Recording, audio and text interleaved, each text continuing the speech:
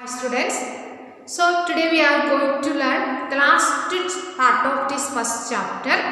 So 2 points are remaining. First one, feminist historiography.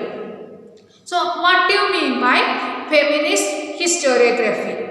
So feminist historiography means rethinking or restructuring the historiography on the perspective of women.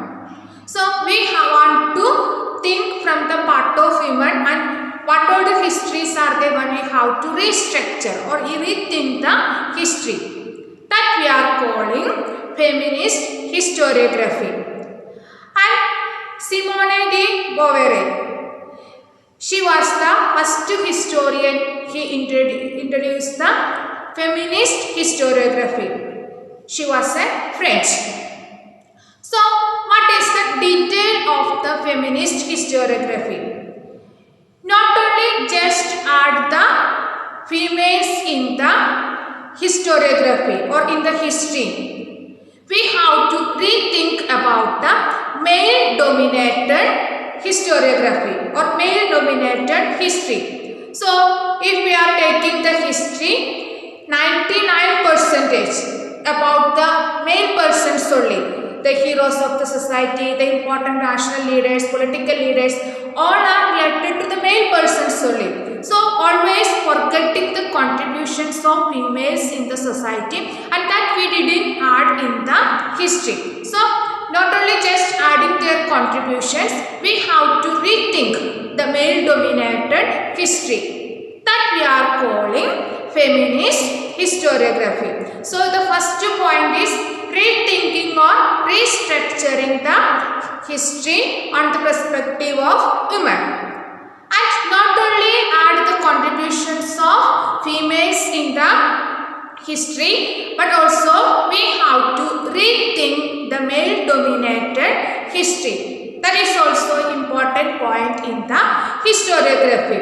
So what are the main things or main points we will add with the females? Their family life, when they are going to work, what problems they are facing, what trade activities they are doing, what are the other contributions in the society. All these things we have to add in the history. That is very important. Which contributions are given by the females, we should add in the history. That we are calling feminist historiography. So that is one of the important developments in the historiography.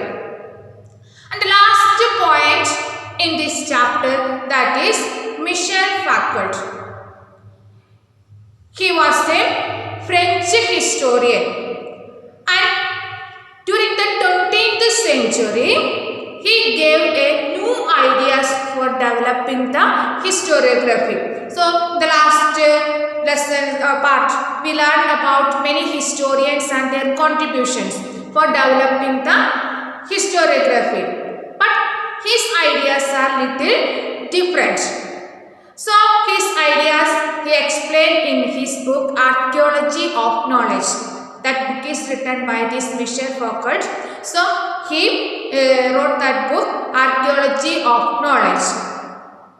So according to him, when we are arranging the history in a chronological order, it is not a truth and it is not a correct. He is telling we are arranging the history according to the chronological order. It is not exact truth.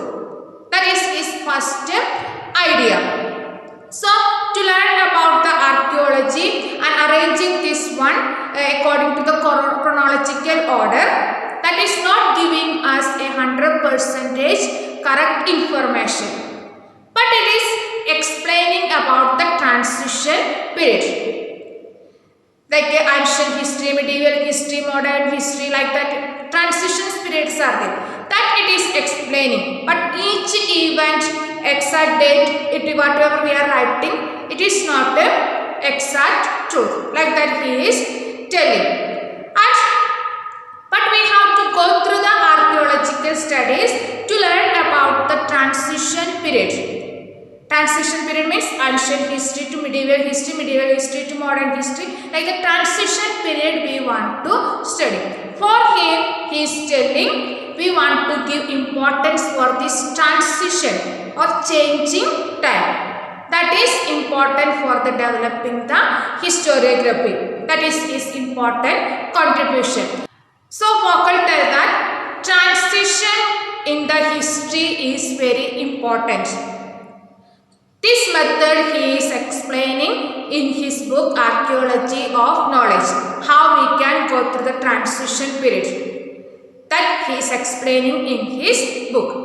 And along with that one, some more points which one up to now we didn't notice to enter the or write in the history, like psychological disorders and about the science and medicines, prison administration, like that things up to now when we learn about Voltaire or another school, they added many subjects as a part of the history, many topics they added. So along with that one, he is telling these things also we have to add, like psychological disorder, science and medicines, and again prison administration. All these things also we have to add as the past part of history. So these are the main contributions of this Michel Foucault.